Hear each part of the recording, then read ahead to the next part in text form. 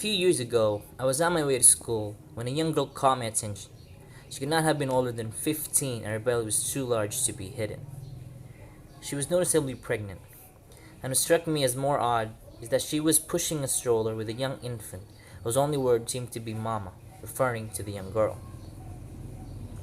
I am often alarmed when I see an extremely adolescent girl experiencing motherhood at a time when her main concern should be far less those of raising another human being. The reality of the matter is that every year more and more teens are having children at an alarmingly young age. This issue raised the question of what can be done to prevent and lower the rates of teenage pregnancy. Well, in order to prevent teenage pregnancy, teenagers need to have a comprehensive understanding of abstinence, contraceptive techniques, and consequences. Although there are many different ways to prevent a teenage girl from becoming pregnant, the only one that is absolutely effective is sexual abstinence. This method is the only one that guarantees no risk of getting pregnant and protects the teen from getting any STDs. For many years, abstinence has been viewed as a decision based upon a religious or moral belief.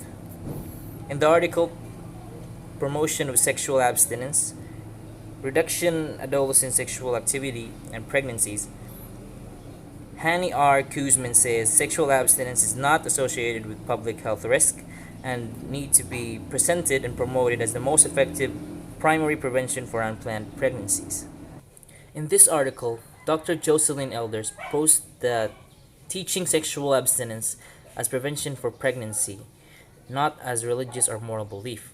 According to Kuzman, in a study involving 700 Utah teens, the students were taught one of the three abstinence curriculums, stressing abstinence as a pregnancy prevention method. They were surveyed 3 times based on the attitudes on the issue. After taking the abstinence curriculum, the studies found that from these students, a significantly higher percentage of them remained virgin than those who didn't go through the program. With results like this, it becomes evident that abstinence courses in schools are a sure way to get teens to realize the responsibility that comes with becoming sexually active and to get them thinking about choosing to remain abstinence. The more information teenagers are given on the subject, the higher the chances that they will make this decision. For this reason, it is important that teenagers be taught the health benefits of choosing to remain abstinent. Another form of teenage pregnancy prevention that is being taught in school is various contraceptive techniques. Although abstinence remains the best way to prevent pregnancy among teens, there is a fact that there are still a large number of them who will be involved in sexual relations. For this reason, it is important that teens be provided with broad information on how to do so responsibly using various contraceptive techniques. Most of the sex education in school consists of message saying, "Don't have sex, but if you do, use condoms." The problem that arises from this is that teenagers are not being exposed to extensive information on the various forms of birth control, condoms, and other methods of prevention that are available. According to Helen Liebman, contraceptives are talked about in sex education classes, but only as being ineffective in preventing pregnancy and diseases. Also, these classes on contraceptives should include information on how to obtain the different methods of birth control. Jocelyn Elders has also advocated school-based health clinics nationwide with the purpose of reducing teen pregnancy with the availability of contraceptives.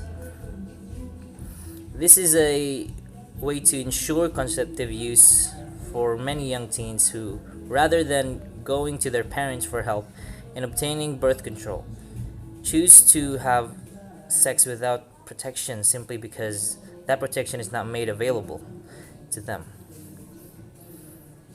For most teenagers, the real consequences of having a child at such a young age are unknown.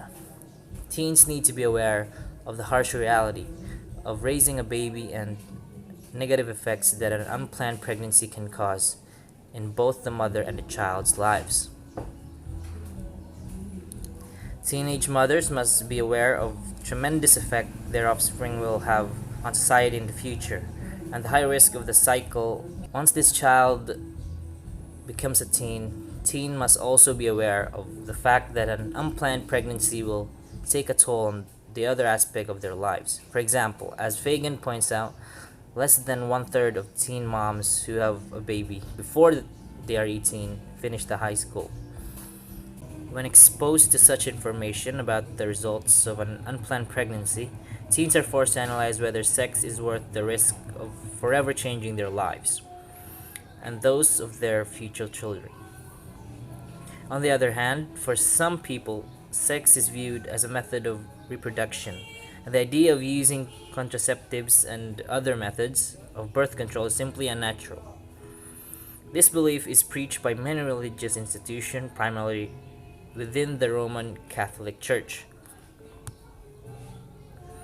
Further, the idea that a teen will take this belief, the idea that sex is only to produce children, into consideration when choosing whether to become sexually active, is an unrealistic and ineffective way of thinking.